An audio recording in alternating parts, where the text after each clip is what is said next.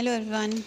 Today's topic is physical properties of alkanes, chapter hydrocarbons, standard 11.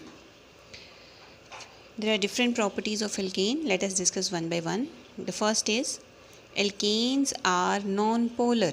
Non-polar आपने ये topic पहले भी पढ़ा होगा. डाइपोल मोमेंट जो टॉपिक था उसमें पोलैरिटी पढ़ते हैं, उसके अंडर ये नॉन पोलर और पोलर नेचर पहले भी रीड किया होगा. Alkenes are non polar because carbon to carbon और कार्बन टू हाइड्रोजन बॉन्ड्स में there is very little difference between the electronegativities of carbon and hydrogen. Polarity कब create होती है?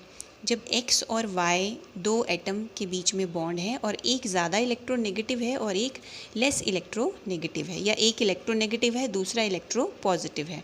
तो जो इलेक्ट्रोनेगेटिव है वो अपनी तरफ इस बॉन्ड के इलेक्ट्रॉन्स को खींचेगा, इसके ऊपर पार्शियल नेगेटिव और इसके ऊपर पार्शियल पॉजिटिव.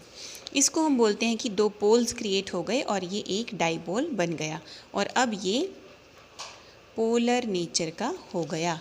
लेकिन कार्बन टू कार्बन बॉन्ड में तो सेम ही है, दोनों कार्बन ही हैं, कोई डिफरेंस ही नहीं है इलेक्ट्रोनेगेटिविटी में. और कार्बन टू हाइड्रोजन के बीच में भी कोई खास डिफरेंस इलेक्ट्रोनेगेटिविटी में नहीं होता है.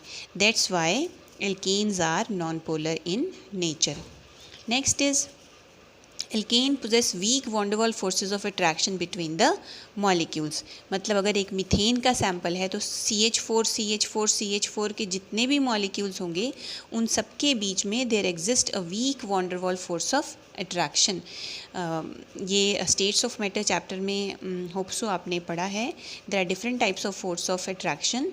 The strongest are in the electrostatic force of attraction, then comes the hydrogen bonding, and there comes other type of bondings also, and the weakest one is the van der Waals forces of attraction. Molecule two molecule के बीच में बहुत ही weak force of attraction होता है. इसीलिए carbon number 1 से लेके carbon number 4 तक, मतलब methane, ethane, propane and butane तक सारे अल्केन जो होते हैं वो गैसियस स्टेट में होते हैं. पेंटेन से लेके 17 कार्बन की चेन तक लिक्विड एग्जिस्ट करते हैं और 18 से ऊपर वाले सॉलिड होते हैं. मतलब वो हाइड्रोकार्बन, वो एल्केन जिसमें 18 कार्बन या 18 से ज़्यादा कार्बन होते हैं वो सॉलिड होते हैं. ऐसा क्यों होता है कि शुरू वाले गैसेस हैं, फिर लिक्विड हैं, और जैसे जैसे नंबर ऑफ कार्बन एटम्स बढ़ते जा रहे हैं वो सॉलिड होते जा रहे हैं? क्योंकि वॉन डर वाल फोर्स ऑफ अट्रैक्शन जो है वो बढ़ता जाता है. किसके साथ? With the increase in surface area और मॉलिक्यूलर मास. जैसे जैसे नंबर ऑफ कार्बन एटम बढ़ रहे हैं उतना ही उनका मॉलिक्यूलर मास भी तो बढ़ रहा है, या उनका चेन की जो लेंथ है वो लंबी होती जा रही है. 5 कार्बन की चेन, फिर 6, 7, 8, 9.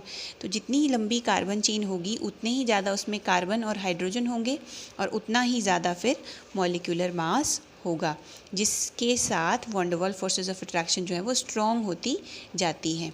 इसीलिए शुरू के 4 मीथेन, इथेन, प्रोपेन, ब्यूटेन जिनका मॉलिक्यूलर मास उतना ज़्यादा नहीं है वो गैसेस हैं. फिर जैसे जैसे बढ़ता जाएगा तो फिज़िकल स्टेट भी चेंज होती जाती है. Next is the alkanes. They are insoluble in water. Insoluble in water क्योंकि वाटर जो है वो पोलर नेचर का है, और अभी अभी हमने ऊपर पढ़ा कि एल्केन्स जो होते हैं वो नॉन पोलर होते हैं. तो एक रूल फॉलो होता है कि लाइक डिज़ोल्व्स लाइक. जो पोलर है वो पोलर में डिज़ोल्व होगा, जो नॉन पोलर है वो नॉन पोलर में ही डिज़ोल्व होगा.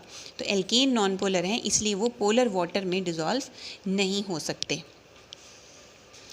Next point, the boiling point of alkanes. Alkanes का जो बॉइलिंग पॉइंट है that increases with increase in molecular mass. जैसे जैसे साइज़ या मॉलिक्यूलर मास बढ़ता जाता है वैसे वैसे इनके बॉइलिंग पॉइंट भी बढ़ते जाते हैं. मतलब मीथेन का सबसे कम बॉइलिंग पॉइंट होगा, इथेन का उससे ज़्यादा, प्रोपेन का उससे ज़्यादा, ब्यूटेन का उससे ज़्यादा, फिर उसके बाद लिक्विड शुरू हो जाएंगे तो उनका और ज़्यादा, फिर C18 के बाद तो सॉलिड आ जाएंगे, उसके बाद और ज़्यादा. ऐसा क्यों होता है? क्योंकि मॉलिक्यूलर मास या साइज़ बढ़ने के साथ वॉन डर वाल फोर्सेस ऑफ अट्रैक्शन बढ़ते हैं तो बॉन्ड ब्रेक करने में ज़्यादा हायर टेम्परेचर तक उनको बॉयल करना पड़ेगा. The last important point is in case of isomers. In case of isomers जो हम प्राइमरी, सेकेंडरी और टर्शरी करते हैं, या फिर स्ट्रेट चेन फिर आइसो और नियो वाले करते हैं उनके केस में, in case of isomers boiling point boiling point decreases with decrease in surface area and vice versa.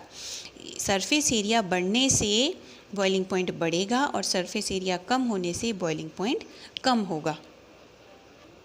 For example ये एन पेंटेन है, 1 2 3 4 5 5 कार्बन की चेन है, ये एन पेंटेन है। अब इसका आइसोमर मैंने ड्रॉ किया, स्ट्रेट चेन में तो 4 हैं लेकिन टोटल 5 हैं, एक ब्रांच निकल आई और जब 2 ब्रांचेज निकल आई तो इसको हम नियो बोलते हैं। Sorry, now this is right, 1 2 3 4 and 5। So this is neopentane.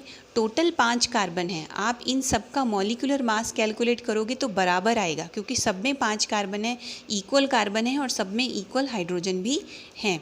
आप इनका मॉलिक्यूलर मास कैलकुलेट करोगे तो इक्वल आएगा, लेकिन इनका सरफेस एरिया कम होता जा रहा है। ये इसका सरफेस एरिया ज़्यादा है, फिर इसका थोड़ा सा श्रिंक हो गया, 4 कार्बन की चेन हो गई, ये और ज़्यादा श्रिंक हो गया, ये 3 कार्बन की चेन रह गई। ये स्फेरिकल बनता जा रहा है, स्फेरिकल होता जा रहा है और इसका surface area, overall surface area जो है वो कम होता जा रहा है। So with the decrease in the surface area van der Waals forces of attraction also decreases and therefore the isomers they have lower boiling point than the straight chain isomers. This N-pentane has highest boiling point, then comes the isopentane, and the lowest neopentane have lowest boiling point.